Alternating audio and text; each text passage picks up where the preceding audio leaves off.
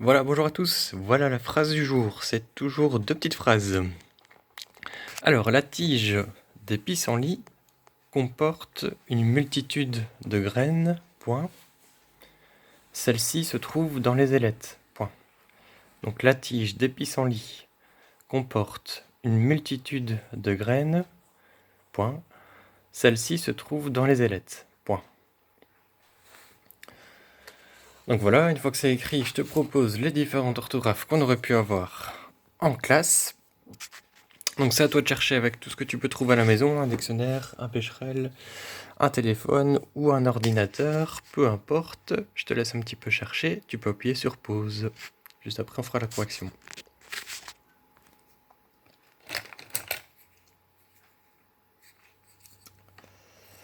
Alors voilà pour la correction. La tige, y a pas de souci. Des pissenlits. Alors les pissenlits, c'est un mot un petit peu spécial qu'on n'a pas l'habitude vraiment de voir. Évidemment, c'est pas celle-ci. Celle-là, je l'ai mis pour rigoler. Ce n'est pas celle-ci non plus. En fait, au dictionnaire, pissenlit, on le trouve avec un T. Alors évidemment, dans ce cas-ci, on dit la tige, mais des pissenlits. Il faut bien mettre un S. Pissenlit ici est au masculin pluriel. Voilà. Elle comporte, cette tige, une multitude de graines. Donc une multitude, ça veut dire qu'il y a plusieurs graines. Une quantité de graines, une quantité importante de graines.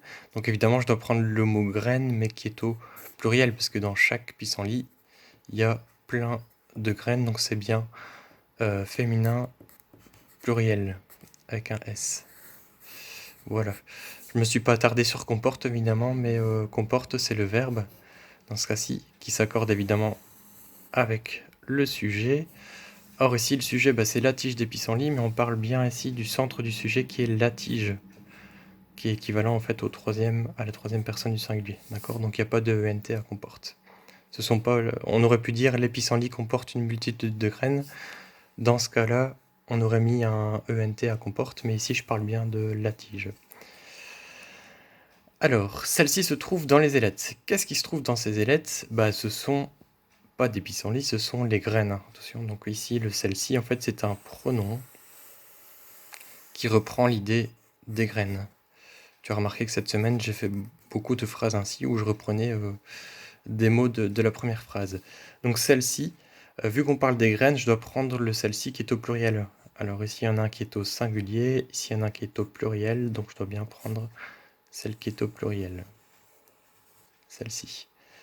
C'est féminin pluriel. Je parle bien des graines, d'accord? Donc c'est bien avec un S. Alors celle-ci se trouve dans les ailettes. Vu qu'on parle d'un sujet qui est féminin pluriel, qui est les graines, elle se trouve dans les ailettes. Les graines se trouvent dans les ailettes, donc c'est équivalent ici à la troisième personne du pluriel. Je pourrais le remplacer par elle avec S, donc c'est bien ENT. Se trouve dans les... Alors ailettes, il suffisait d'aller le voir au dictionnaire. En fait, c'est un mot qui vient du mot aile, une aile d'oiseau. C'est avec un seul L, donc il n'y a pas de raison qu'il y ait deux L. Dans son diminutif, c'est bien ailette. Alors, je ne sais pas si tu as remarqué, mais j'ai oublié de mettre un S. On parle bien des ailettes, donc je dois rajouter un S. Voilà, puisque c'est féminin pluriel.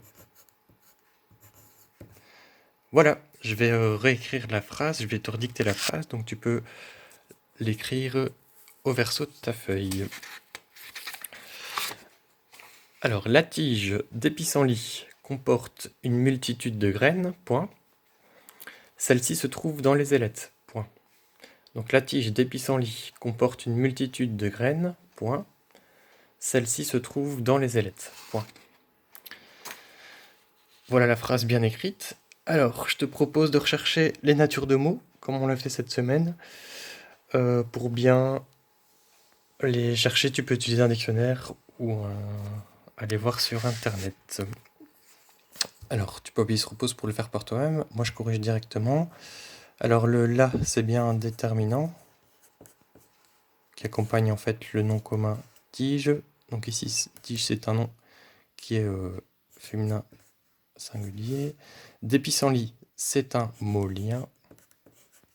Pissenlit, c'est un nom commun qui est ici au masculin pluriel. Comporte, c'est bien le verbe. D'accord.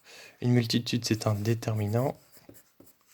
Multitude, c'est un nom qui est ici féminin singulier, c'est une multitude. Deux graines, le deux, c'est un mot lien toujours.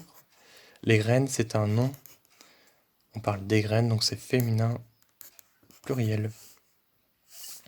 Alors celle-ci, je te l'ai dit tout à l'heure, c'est un pronom qui remplace en fait les graines. Donc le celle-ci, c'est un pronom.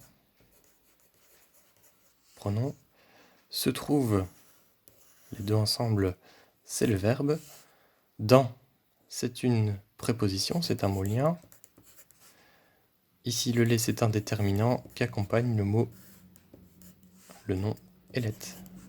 Elette, c'est un nom qui est féminin pluriel. Voilà.